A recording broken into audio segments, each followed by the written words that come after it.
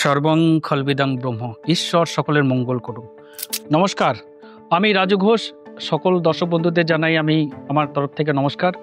আজকের আলোচনার বিষয় সিটিজেনশিপ অ্যামেন্ডমেন্ট অ্যাক্ট 2019। এই সিটিজেনশিপ অ্যামেন্ডমেন্ট অ্যাক্ট 2019টা কাদের জন্য, এটা আজকেও ক্লিয়ার হয়নি। মানুষ আজও জানে না, এখনও ভাবে মানুষ 2019-এর আইন যে পাশ হয়েছে সেই আইন, সেখানে নাগরিকত্ব দেওয়ার আইন।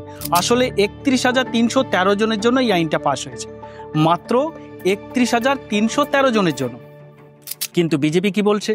বলছে যত হিন্দু রয়েছে যারা ওপার বাংলা থেকে এসেছে, যারা 2014 31 ডিসেম্বরের আগে এসেছে, সকলেই এখানে নাগরিকত্ব পাবে, সবাই এখানে আবেদন করুন। এটা আসলে একটা বলতে পারেন ইঁদুর মারা জাতিকল। এইখানে যারা ফাঁদে পা দেবে তারা সেখানে কিন্তু এই জাতিকলে বন্দী হবে। কীরকমভাবে দেখুন, এখানে আইনে পরিষ্কারভাবে বলছে, আপনারা যদি আমার কথা বিশ্বাস না করেন এই মুহূর্তে আপনারা গুগলে যান, গুগলে গিয়ে টাইপ করুন online citizenship application. Online citizenship application দেখুন, পোর্টালটা যখন আপনি খুলছেন, এই পোর্টালে দেখুন, এখানে ক্লিক করছেন, দেখুন একটা ভারত সরকারের একটা চিহ্ন বেরোচ্ছে এবং সেখানে অনেক লেখা আছে, ছবি দেওয়া আছে। একটু নিচে স্ক্রল করে যান, নিচের দিকে দেখুন, নিচের দিকে আর একটু যান, নামুন, দেখুন ওখানে লেখা আছে যে হু আর দ্য এলিজেবল। এই এলিজেবল কলমটা আপনি ক্লিক করুন, ওখানে দেখুন পরিষ্কারভাবে লেখা আছে যে যারা 2014 31 ডিসেম্বরের আগে ভারতে এসেছে এবং আসার পরে যারা শুধুমাত্র পাসপোর্ট অ্যাক্ট এবং ফরেনার অ্যাক্টে যাদের যাদের ছাড় দেওয়া হয়েছে, শুধু তারাই এলিজেবল।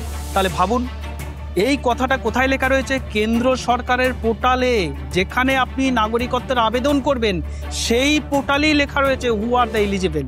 সেখানে কি বলছে যে যারা 2014 31 ডিসেম্বরের আগে এসেছে এবং যাদের যাদের পাসপোর্ট অ্যাক্ট এবং ফরেনার অ্যাক্টে ছাড় দেওয়া হয়েছে, শুধু তারাই এই সিটিজেনশিপ অ্যামেন্ডমেন্ট অ্যাক্ট 2019-এ নাগরিকত্বের আবেদন করতে পারবেন, তার বাইরে কেউ নয়।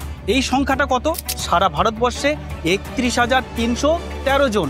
আর বাংলায় কতজন শুনলে অবাক হয়ে যাবেন, মাত্র 147 জন।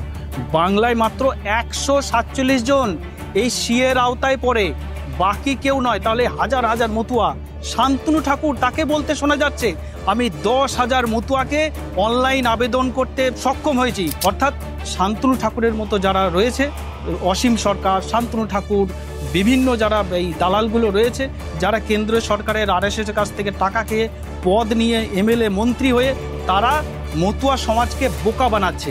আর মতুয়া মানুষ সাদাসিধে মানুষ, যারা শুধুমাত্র নেতাদের কথা ভরসা করে, তাদেরকে বিশ্বাস করে তাদেরকে ভোট দিচ্ছে।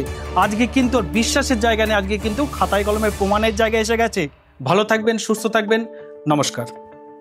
আমার এই চ্যানেলটি যদি আপনাদের ভালো লাগে, যদি এই ভিডিওটি আপনার ভালো লাগে, মনে হয়েছে যে ভিডিওটা সত্যি কাজের, তাহলে অবশ্যই এই চ্যানেলটাকে লাইক করুন, সাবস্ক্রাইব করুন এবং এই চ্যানেলটায় প্রচুর শেয়ার করুন, যাতে প্রচুর মানুষ এই বিষয়টি জানতে পারে এবং বিজেপির মুখোশ যাতে খুলে দেওয়া যায়, তার জন্য কিন্তু আপনাকে এই শেয়ারটাকে করতেই হবে। ধন্যবাদ।